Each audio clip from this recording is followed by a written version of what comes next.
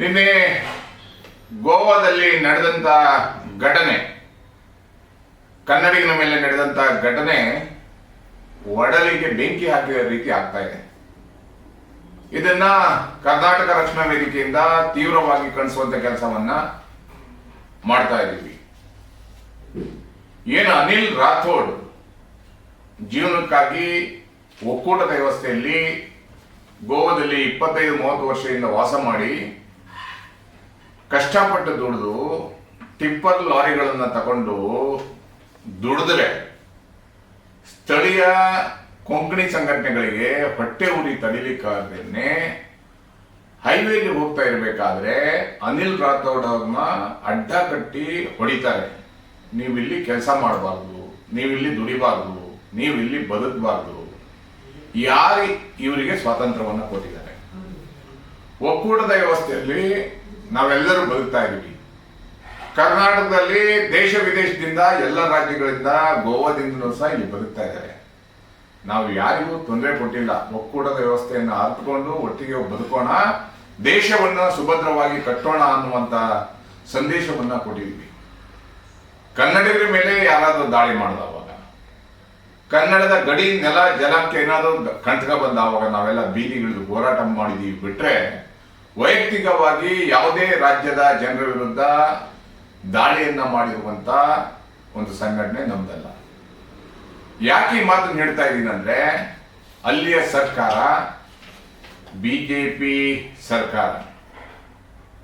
ನಮ್ಮ ರಾಜ್ಯದ ಬಿಜೆಪಿ ಅಧ್ಯಕ್ಷರಂತ ವಿಜೇಂದ್ರ ಅವರು, ವಿರೋಧ ಪಕ್ಷದ ನಾಯಕರಾದಂತ ಅಶೋಕ್ ಅವರು, ಬಿಜೆಪಿ ವಾಗ್ಮಿಗಳಾದಂತ ರಾಜೀವ್ ಪಿ, ನಿಮ್ಮ ಸಮಾಜದವರಾದಂಥ ಅನಿಲ್ ರಾಥೋಡ್ ಮೇಲೆ ಹಲ್ಲೆ ಆಗಿದೆ.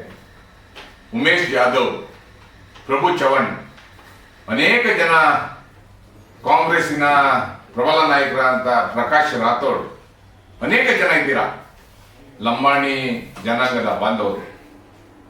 ಮಾತಾಡಿ, ಉಸಿರೆತ್ತಿ. ಯಾಕೆ ಉಸಿರೆತ್ತ ಇಲ್ಲ? ಏನಿದು? ಗೋವಾ ಅಂದ್ರೆ ಸ್ವಾತಂತ್ರ್ಯ ದೇಶನಾ?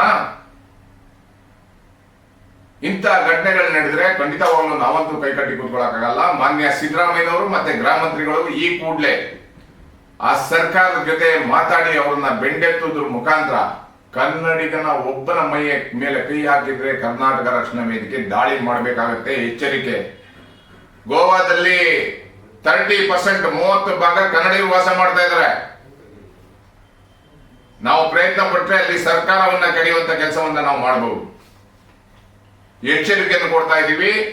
ಕನ್ನಡಿಗರಿಗೆ ಸೂಕ್ತವಾದಂತಹ ಭದ್ರತೆಯನ್ನು ಕೊಡಬೇಕು. ಅವರನ್ನ ರಕ್ಷಣೆ ಮಾಡಿಕೊಳ್ಳುವಂತ ಕೆಲಸ ನಮ್ಮ ರಾಜ್ಯ ಸರ್ಕಾರ, ಕೇಂದ್ರದ ಪ್ರಧಾನ ಮಂತ್ರಿಯವರಿಗೆ ಮನವಿ ಮಾಡೋದ್ರ ಮುಖಾಂತರ ಪ್ರತಿಯೊಬ್ಬ ಕನ್ನಡಿಗನಿಗೂ ರಕ್ಷಣೆಯನ್ನ ಕೊಡಬೇಕು. ಕೊಟ್ಟಿಲ್ಲ ಅಂದ್ರೆ ನಾವು ಇಲ್ಲಿ ಪುನಃ ದಾಳಿ ಮಾಡಕ್ ಸ್ಟಾರ್ಟ್ ಆದ್ರೆ ತುಂಬಾ ಕಷ್ಟ ಆಗುತ್ತೆ. ಕಾರವಾರದ ಗಡಿಯನ್ನ ಬಂದ್ ಮಾಡ್ತೀವಿ. ಹೋರಾಟದ ಎಚ್ಚರಿಕೆಯನ್ನು ಕೊಡ್ತಾ ಇದ್ದೀವಿ. ಈ ಕೂಡಲೇ ಮಾನ್ಯ ಗೃಹ ಮಂತ್ರಿಗಳು ಮತ್ತೆ ಮುಖ್ಯಮಂತ್ರಿಗಳು ಮಧ್ಯಪ್ರವೇಶ ಮಾಡಿ ಕನ್ನಡಿಗರ ರಕ್ಷಣೆಗೆ ನಿಲ್ಬೇಕನ್ನುವಂತ ಒತ್ತಾಯವನ್ನು ಮಾಡ್ತಾ ಇದ್ದೀವಿ. ಆಗಿಲ್ಲ ಅಂದ್ರೆ ಗೋವಾದಲ್ಲಿ ಬೃಹತ್ ಚಳುವಳಿಯನ್ನ ಮಾಡಬೇಕಾಗುತ್ತೆ ನಮ್ಮ ಸಂಘಟನೆ ಮುಖಾಂತರ ಅನ್ನುವಂತ ಎಚ್ಚರಿಕೆಯನ್ನು ಕೊಡ್ತಾ ಇದ್ದೀವಿ. ಗೋವಾದಲ್ಲಿ ನಮ್ಮ ಸಂಘಟನೆ ಪ್ರಬಲವಾಗಿದೆ. ಮಂಜು ನಾಟಿಕರ್, ಇತ್ತೀಚೆಗೆ ಗೋವಾದ ಅಧ್ಯಕ್ಷ ಬಸವೇಗೌಡ ಅವರು ಮತ್ತೆ ಎಲ್ಲ ಮಿತ್ರರು ಸಹ ಅದ್ಭುತ ಸಂಘಟನೆಯನ್ನ ಕಟ್ಟಿದ್ದಾರೆ.